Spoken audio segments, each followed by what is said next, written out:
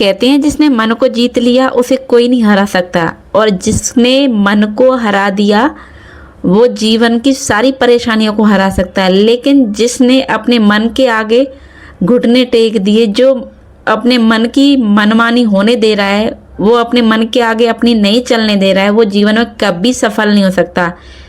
मन को जो जीत लेता है वो बड़ी बड़ी ऊंचाइयों को छू लेता है। जीवन की कोई भी उपलब्धि उसके आगे छोटी नहीं होती है।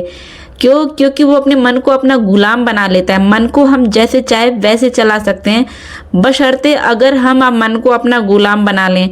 तो कैसे हम अपने मन को अपना गुलाम बनाएं, कैसे मन को जीतें, कौन सा वो रास्ता होता है, कौन सा वो जरिया होता है जिससे हम अपने मन को जीत सकते हैं। तो मन को जीतने के लिए हमें क्या करना चाहिए और कौन सा काम करना चाहिए जिससे कि हम अपने मन पर पूरी तरीके से विजय प्राप्त कर सकें। तो देखिए, मन को जीतने के लिए कई सारे रास्ते सभी लोगों ने बताए हैं, ऋषि मुनियों ने भी अलग अलग रास्ते बताए हैं। तो मन को जीतने का सबसे आसान तरीका है वो है ध्यान साधना, मेडिटेशन। आप जितना ध्यान साधना करोगे उतना ही आप अपने मन के करीब होते जाओगे। जीवन में आपका जो भी लक्ष्य हो, जो भी आप पाना चाहते हो, उसके लिए आपको ध्यान साधना करनी होती है, आपको मेडिटेशन करना होता है। और यही वो शक्ति होती है, यही वो आधार होता है जो आपको जीवन में आगे बढ़ने के लिए सहारा देता है। यही चीज़ें हम घर परिवार को सुचारू रूप से चालू कर रखने के लिए या संचालित रखने के लिए भी करते हैं। अगर हमारा मन और हमारा शरीर दोनों एक साथ नहीं है तो हम घर में भी संतुलन नहीं बिठा सकते। यही चीज़ है अगर हम स्टूडेंट की करें, अगर तुम्हारा शरीर और तुम्हारा मन साथ नहीं है तो तुम जीवन में भी कोई उपलब्धि हासिल नहीं कर सकते। चाहे तुम बिजनेसमैन हो, विद्यार्थी हो, कोई भी हो, अगर तुम्हारा मन और तुम्हारा शरीर एक साथ नहीं है तो तुम कुछ नहीं कर पाओगे। तो देखिए, अगर आप अपने जीवन में ध्यान साधना करना चाहते हो, ध्यान कैसे करें, कहाँ से करें, तो बहुत ही अच्छी चीज़ मैं आपको बताने वाली हूँ कि नवरात्रि आ रही है और नवरात्रि में हर कोई ध्यान करता है, चाहे वो 4 मिनट करे, 5 मिनट करे, लेकिन नवरात्रि में हर कोई ध्यान करता है। तो आप भी अपने जीवन की मेडिटेशन की शुरुआत, ध्यान साधना की शुरुआत नवरात्रि के दिनों से कर सकते हैं। इन 9 दिनों में आप मेडिटेशन करके, ध्यान साधना करके, आराधना करके बहुत ही ज़्यादा लाभ भी कमा सकते हैं और इसका महत्व भी समझ सकते हैं। तो बहुत से लोग नवरात्र में मंत्र या अनुष्ठान के साथ साथ नियमबद्ध तरीके से ध्यान साधना करते हैं, लेकिन कई ऐसे होते हैं जो बिना किसी नियम के बस शांत एकांत जगह में बैठ करके ध्यान साधना करते हैं। जो लोग ऐसा नहीं कर पाते उनकी दिनचर्या में भी भक्ति, ध्यान, पूजा आदि के साथ एक नियमितता और अनुशासन आ ही जाता है। इसमें व्रत के साथ उपवास, आहार, विचार, संयम भी शामिल हो जाते हैं। तो ये ध्यान साधना के ही भाग माने जाते हैं। तो इसलिए आप ध्यान दें कि ये सब केवल धर्म भी नहीं है, ये सब हमारे जीवन को आगे बढ़ाने, सुचारू रूप से चालू रखने का एक रास्ता भी है। जीवन के हर क्षेत्र में लक्ष्य को प्राप्त करने के लिए, सिद्धि प्राप्त करने के लिए जरूरी होता है ध्यान साधना। साधना किसी अनुशासन को अपनाकर निरंतर उस पर काम करते रहना, अभ्यास करते रहना ही ध्यान साधना होता है। ये आत्मनियंत्रण, सेल्फ कंट्रोल की भी एक प्रक्रिया होती है। जो व्यक्ति अपने भीतर की अव्यवस्था को निकाल करके अपने अंदर की ऊर्जा को जागृत कर लेता है, वो जीवन में हर ऊंचाइयों को छूता है। कोई भी व्यक्ति ध्यान साधना, आराधना के समय व्यक्ति के मन में कोई उलझन नहीं होती है। उसे पता होता है कि उसे क्या करना है और वो कोई काम कर रहा है तो किस तरीके से कर सकता है। ध्यान साधना का वो समय होता है जब हम अपने अंदर की आवाज़ को सुन रहे होते हैं, अपने अंदर के मन से मिल रहे होते हैं।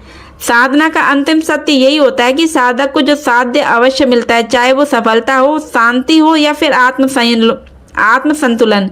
यानी साधक के लिए सकारात्मक मानसिकता जरूरी है। साधना का अर्थ ये नहीं है कि आप भगवान का जाप करते करते ही खो जाओ। साधना करते हैं कि लगातार प्रयास करते रहो और यही सफलता का रहस्य है। धैर्य और विश्वास के साथ अपने कर्म में लगे रहना सबसे बड़ी साधना है। तो खेल का मैदान हो या विज्ञान की प्रयोगशाला, संगीत का अभ्यास हो या साहित्य का खेल, कहीं भी हो, आप कुछ भी कर रहे हो, बगैर ध्यान के आप कुछ नहीं कर पाओगे। हर जगह आपको अपने मन पे कंट्रोल करना होता है।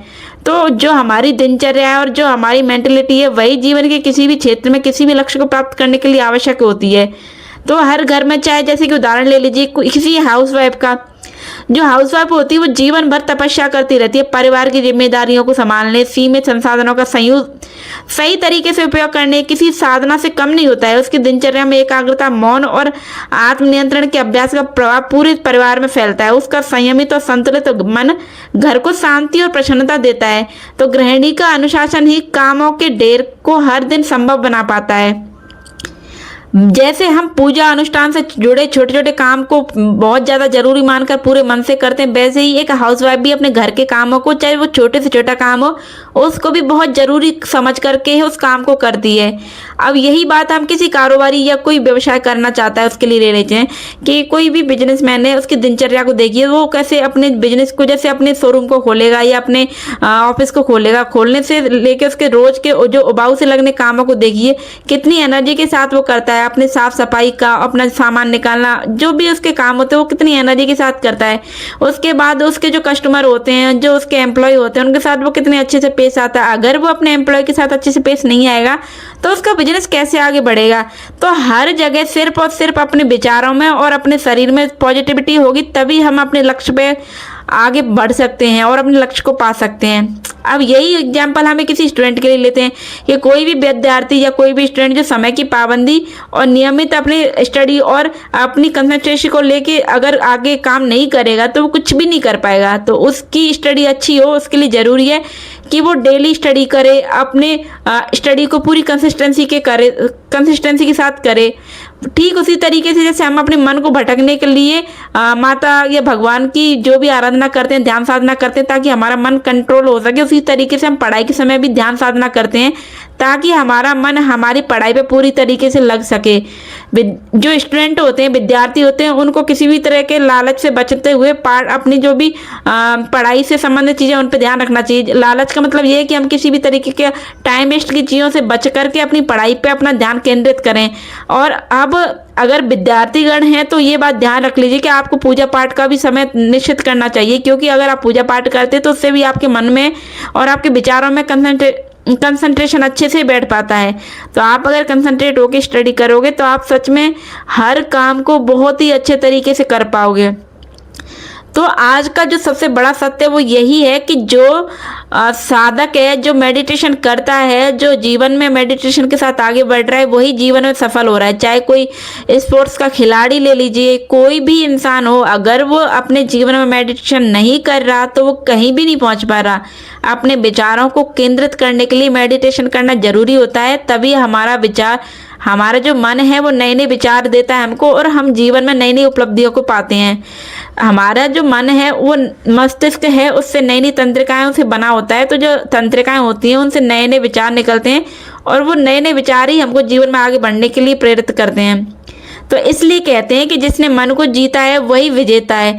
आप अनुशासन और संयम के साथ मन को नियंत्रित करके या साधना का कोई भी लक्ष्य लेकर के काम करोगे तो आप अवश्य सफल बनोगे। ध्यान से विचारों की अशांति अपने आप ही शांत हो जाती है और पॉजिटिव और सेल्फ कंट्रोल जो होता है आपका, वो दोनों ही सही तरीके से काम करते हैं। आप कभी अपने ध्यान से नहीं भटकोगे अगर आप डेली ध्यान साधना करोगे, मेडिटेशन करोगे, जो कि आप धीरे धीरे करके आप महसूस करोगे कि आपका मन अब पूरी तरीके से कंट्रोल में आ चुका है।